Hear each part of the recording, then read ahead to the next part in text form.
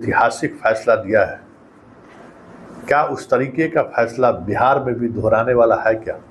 बड़ा सवाल है, क्योंकि 2014 में वैकेंसी निकली थी कोलकाता में, जिस पर आज शिक्षक बहाली में सभी शिक्षकों की नियुक्ति को रद्द करते हुए बड़ा फैसला दिया। 16 में सब लोगों का अपॉइंटमेंट हुआ, शिक्षा मंत्री से लेकर बहुत सारे लोग जेल में भी हैं। बिहार में भी याद होगा कि 6 से 15 में जो फर्जी तरीके से बहाल हुआ था, पंचायत स्तर से लेकर जिला परिषद स्तर तक, बड़े स्तर पर हाईकोर्ट खुद 9 साल तक मॉनिटरिंग करती रही, लेकिन काश कोलकाता के फैसले की तरह कोई फैसला आया ही नहीं। कह दिया जांच करती रही। ऐसे में चलिए, कोलकाता हाईकोर्ट के फैसले से उम्मीद जरूर जगी है, क्योंकि TRE 1 और TRE 2 को लेकर भी कई याचिका दायर है। ये अलग बात है कि उस याचिका की सुनवाई के दौरान अभी सिर्फ BPSC को नोटिस पर नोटिस ही जारी हो रहा है, लेकिन जिस स्तर पर खेल हुआ है और जितने एविडेंस हैं, वो एविडेंस काफ़ी है तमाम बहालियों को रद्द करने के लिए, क्योंकि BPSC ने सिर्फ बहाली के अंदर के खेल में ही शामिल नहीं रहा।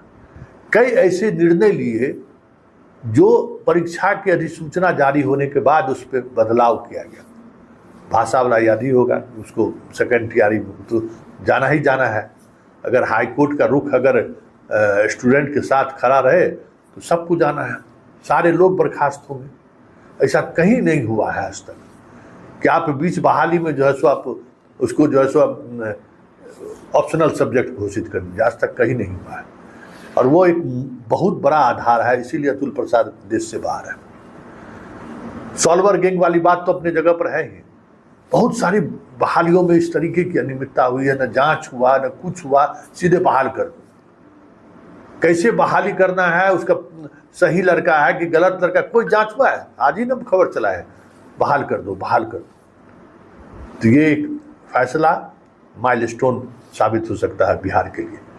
इसके लिए बिहार के छात्रों को भी कमर कसना होगा, क्योंकि बिना कमर कसे हुए इस तरीके का जजमेंट नहीं आता है। ये अलग बात है, इस तरीके का जजमेंट उसी राज्यों में आ रहा है जिन राज्यों में मोदी की सरकार नहीं है, ये भी बात है।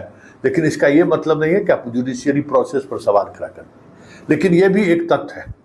लेकिन चलिए, कोलकाता हाईकोर्ट के इस फैसले से लोगों को उम्मीद जगी है कि बिहार में भी कुछ इसी तरीके का ऐतिहासिक फैसला होगा।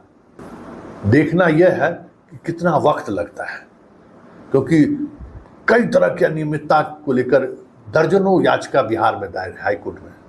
उसमें अभी BPSC को नोटिस पर नोटिस ही जारी हो रहा है। अब देखिए, तारीख पर तारीख चलती है या